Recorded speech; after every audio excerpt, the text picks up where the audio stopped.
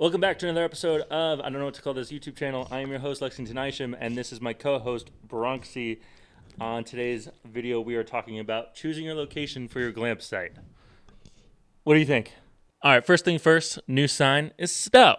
It's dope. Big fan of it. Big fan. I bought it off of Etsy, so I'm an Etsy guy. In this video, we are going to talk about how to choose the right location for your glamp spot.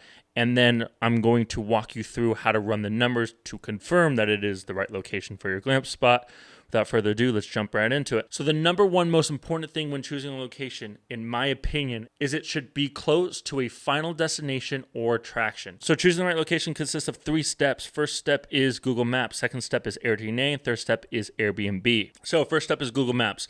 You are going to want to literally open up Google Maps. This is the rule for step 1 in choosing your location. I call it the 60-30-10 rule. So the 60-30-10 rule is the furthest away your property should be in driving minutes from each specific category. Well, what are these categories? The first one being a big city, the second one being a final destination or location, and the third one being a pass-through city. So the 60-30-10 rule, let's break it down, right? Your glamp site should be no more than 60 minutes away from the nearest big city. How you should know if it's a big city is it'll probably have a Walmart, it'll probably have a Target, and most likely will have an airport. We have found that when travelers travel more than 45 minutes in a car, they get a feeling of being remote and getting out of town, which is basically getting out of a big city. The next one is 30 minutes. You want to make sure your glamp spot is no more than 30 minutes away from that final destination or attraction. A final destination or final attraction should be a national park, a state park, an amusement park, a ski town, a lake town, anything that people are already going there for. Your glamp spot should be no more than 30 minutes away from that. The 30 minutes comes into play because anything longer than 30 minutes, your guests are typically going to find a closer place to stay. Lastly, the 10-minute one is a pass-through city. Basically, you want to make sure that there is some civilization within 10 minutes away. The psychology behind the 10 minutes is that, yes, people want to be remote, but they want to feel safe. And typically when you have a pass-through city that is 10 minutes away, that has a gas station or has a restaurant or has a little market, there's a feeling of, I'm not the only one within a certain radius, therefore I do feel a little bit safer. So keep in mind this rule is in driving minutes, not miles, because each location is different, and we are catering towards our travelers who will be driving to our location, and you do not want to calculate this based on miles because even though you're not going to choose Los Angeles, 20 miles in Los Angeles could take you 4 hours from A to B. So that is step 1 of choosing your location. Think about the 60-30-10 rule. You want to be 60 minutes away from a big city, 30 minutes away from your attraction or your final destination, and 10 minutes away from a pass-through city. Okay, great. So moving on to step number 2, which is Airdna. Airdna is basically a software that is congruent with Airbnb that allows hosts to run their numbers. So I'm actually going to jump into Airdna and show you how to use it. But first, I want to make sure that you have your handy dandy Excel financial statement in front of you. You can download it free on my website in the link in the description. So make sure you pull this up while you do this step because you are going to use the data that you find in Airdna on your Excel sheet. So here we have our Excel sheet, but without further ado, let's jump into Airdna. So I'm not going to use Grand Canyon because I feel like I use that for every example. I'm going to use Pigeon Forge, Tennessee, which is right outside of Gatlinburg. So, all right, let's pull up Pigeon Forge, and we are going to look at a couple of these metrics. The first one is your average daily rate. So the average daily rate is going to be the average of your highs and lows of what you are able to charge for each reservation per night. If we look at Pigeon Forge, you have 248 as your average with 266 as your high and 223 as your low. This is a very strong average daily rate. Obviously, the higher the better, but what I look for is a minimum of 140 per night. All right, so the next number you need to look for is the occupancy rate. As you can see in Pigeon Forge, July is the highest at 90%, January is the lowest at 42%, averaging at a 72% occupancy rate. I really like this number of 72. I say no lower than 65% as an average occupancy rate. However, what I don't like about this number is the inconsistency in occupancy rate. 42% is a pretty low occupancy rate compared to 90%. So if you look at the consistency of this market, This market is very volatile in the sense that there are specific seasons in which this market is hot and cold. There are very high of highs and low of lows. I don't think 42% is crazy low. It's not like 20%, but there is a very large inconsistency in the average occupancy rate. Now, that being said, 72% is still pretty high. I'm all about Pigeon Forge, and I do think that if you can be in the top 2, the top 1, even the top 10 percentile of Pigeon Forge, you're making a crushing. So these are the 2 numbers you need to input into the Excel sheet. So let's jump right back into the Excel sheet and see that right here you have average nightly rate. So let's input this for Pigeon Forge. Average nightly rate is 248, and then average occupancy rate is 72%.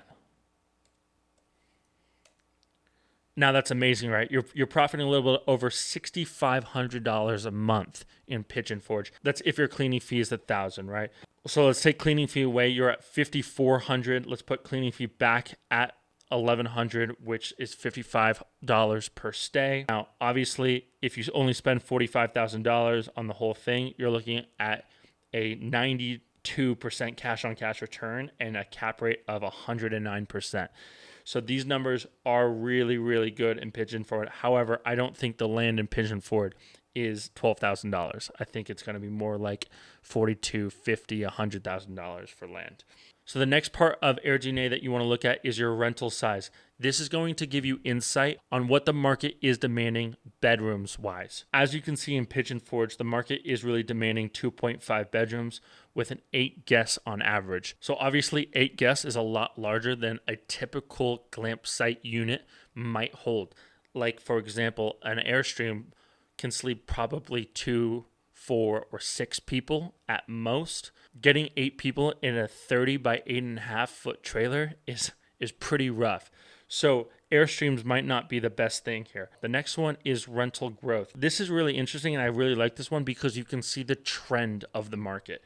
If you look in 2019, you're at 2K compared to 2022, you're over 3K. All right, so that is step 2, Airdna. Let's take a little recap of what we've already talked about. You got step 1, which is Google Maps, which you're going to choose your location. This you're going to focus on choosing a location which is near a final destination or final attraction. You are going to use the 60-30-10 rule, 60 minutes away from a big city, 30 minutes away from that final attraction or final destination, and 10 minutes away from civilization or a pass-through city. So the next step is Airdna, which you are going to go on Airdna to make sure that your numbers do work out. This is not going to be the final say in that your numbers will work out. However, it is a good confidence test in that you chose the right location. The last step, step 3, is Airbnb. Let's jump into Airbnb. I'm going to show you how to use Airbnb to solidify and know for sure that your location is the right location to choose. So let's jump into Airbnb. We're going to type in same location. Let's type in Pigeon Forge. Pigeon Forge, Tennessee. We're going to do no check-in dates, no checkout dates, no guests. So the first thing you should do is select a category. If you don't know what a category is, here is the one and only Bronxy to explain Airbnb categories. Airbnb categories are collections of homes and experiences organized by what makes them unique. Instead of using the normal search box, Airbnb is now wanting travelers to choose the activity or experience and have the travelers trust Airbnb to choose the specific location. Categories now allow travelers to search based on their passions and interests rather than just location. Thanks, Bronx. So we're going to jump right into Airbnb, and you're going to want to look at these 2 categories for sure. The first one is you are going to want to swipe all the way to the right and look at off-grid. These are the 3 things you're going to be looking for once you get to the categories. The first one is type of unit that Airbnb is showcasing first. So as you can see, they got tiny homes. They have some canvas structures here. They have a legitimate, just a tent. They have a tiny home, tiny homes. They have this cool little trailer hut, tiny homes, A-frames. Great. Number 2, you are going to want to look for the quality of aesthetic. You are going to want to look not only on how they set up their glamp site, but also their photos. Look at the quality of photos. As you can see, this I can't believe there's just a tent out there. That's wild to me. But then as you can see, this one, right? Cabin in Cosby. You can see that the photos aren't too amazing, but they are Superhost. Then you look at tent in Pigeon Forge. This one's nice. You got another tent in Saraville. I think I pronounced that wrong. And then you got, this is an awesome tiny home in Newport. Photos are great, really showcasing their property, $87 a night. The reason why you're looking at the aesthetic is because you want to know if you can outcompete this market, if you can get better photos, if you can design your glamp spot in more of an aesthetic way than the current competition. The last thing that you want to look for, number 3, is you want to look for the number of reviews and the number of superhosts. As you can see, there are quite a few superhosts. You got 2, 4, 6, 8, 10, 12, 14, 16. Just on the first page, you have 16 superhosts. And then you want to look at number of reviews. You got 125 here. You got 22. You got 827. Jesus. Hey, you're making it crushing. We got to go into this one. 827. You got banging photos. Look at this. Doing it right. I mean, that's why they got 800. Have you seen just a more happy people? Just 2 people jumping on beds. Hey, 2 people jumping on beds. 2 people jumping on beds, looking at a view. Oh my God. Trendy.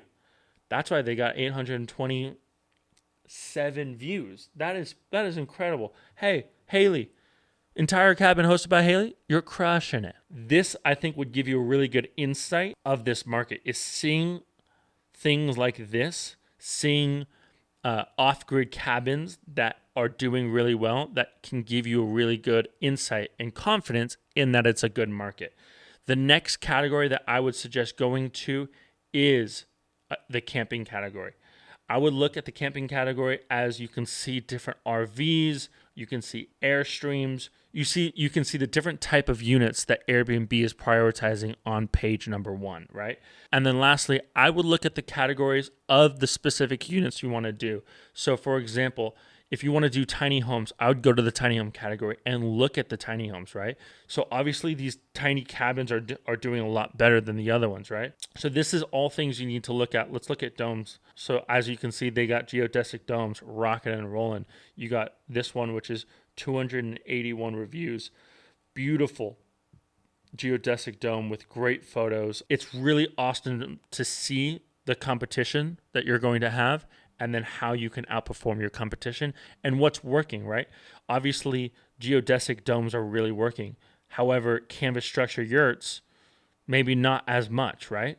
Dive into the categories of Airbnb to make sure and to help you solidify your decisions in the type of units and that specific location. Let's say you have your mind set on doing Airstreams, but you're saying, wait, Pigeon Forge is not a big Airstream community. There's not a lot of Airstreams that do well. Maybe if you're sold on doing Airstreams, maybe Pigeon Forge isn't the right market. If you're willing to sacrifice and do these cabins, or if you want to do geodesic domes, obviously they do really well there. Maybe you switch your type of units and choose this location instead. So you can really use Airbnb to solidify your decision in the type of units and the specific location that you want to use. So to recap, you got your 60-30-10 rule. You got your Airdna to check out your numbers, and then you got Airbnb to solidify and provide confidence in choosing your location. That is all I'm going to talk about in this video. If you have any questions, do not hesitate to comment below. I will do my best to answer them. So the next video is